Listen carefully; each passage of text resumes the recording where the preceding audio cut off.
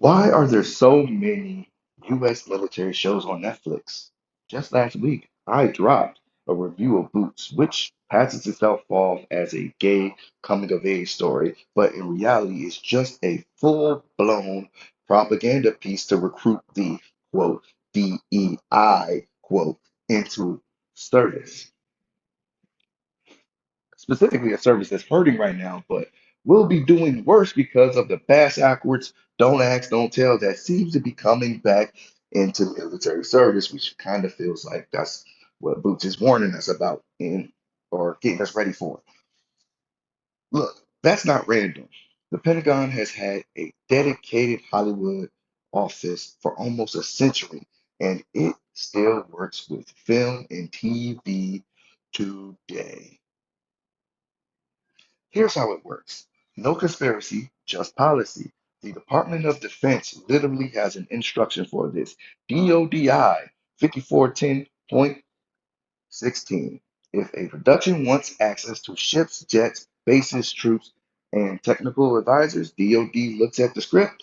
If the storyline lines up with their goals, realistic portrayals, and helps the public understand the military or benefits recruiting and retention, they can help. And if the Pentagon helps, they get to screen an early cut and ask for changes to keep the military on message and avoid sensitive content that's in, and that is in black and white.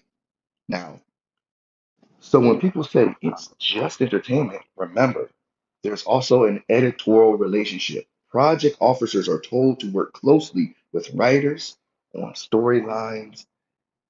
Access isn't free, it's an exchange. That couldn't be, taken advantage of at all. We've seen this for years. Top Gun and Top Gun Maverick. Deep Navy cooperation. Yes, they're great movies. And yes, they help recruiting through the famous 500% spike, which is overblown. But it was, in reality, it was a little more modest than that. The Transformers filmed on a real basis with real service members on screen. Captain Marvel partnered with the Air Force and even built recruiting tie-ins around the release. There's a reason why that shit was so cool. Both the Transformers and Marvel. Miss Marvel. Captain Marvel, my bad. Now let's haul our asses back to 2025 and look at Netflix.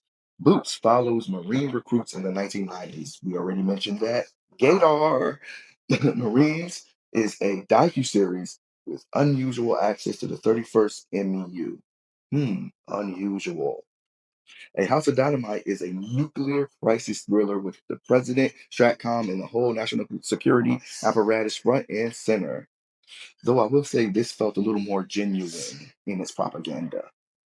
That clustering isn't proof of coordination by itself, but the timing lands right after a real recruiting crisis in 22 and 2023, and it documented pivot towards digital platforms because the traditional ads don't reach young viewers who live on streamers now. Kai Cenat and them, that red pillar that got snatched up by Rome, but the United States conveniently freed them. So here's the takeaway. Enjoy what you enjoy. Just watch critically and ask who provided the hardware and the access? Did the production thank the DoD in the credits? Always look for that. Are messy realities, cost of war, veteran outcomes, civilian harm, absent? Not only that, belittled. Think belittled.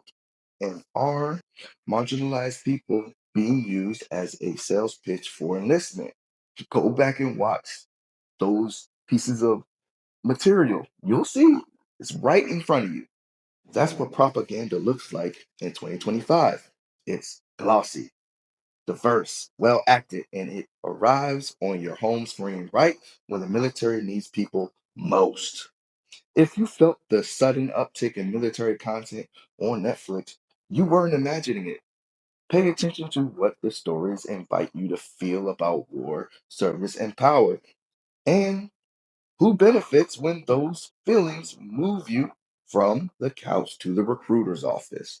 Remember, media literacy is defense. Question the frame of everything. All right, you guys, that'll be it. Don't forget to like, comment, and subscribe. Tell me what you think. Do you think this is propaganda, or is everything happening because Veterans Day around the corner? At first, I was thinking that, but nah. These pieces of art, for me, hits all of the required things to call it propaganda. Though the Marines docuseries haven't come out yet, it's a little weird that all of that dropped all at the same time. So don't forget to like, comment, subscribe. Tell me what you think. The bamboo earrings, baby.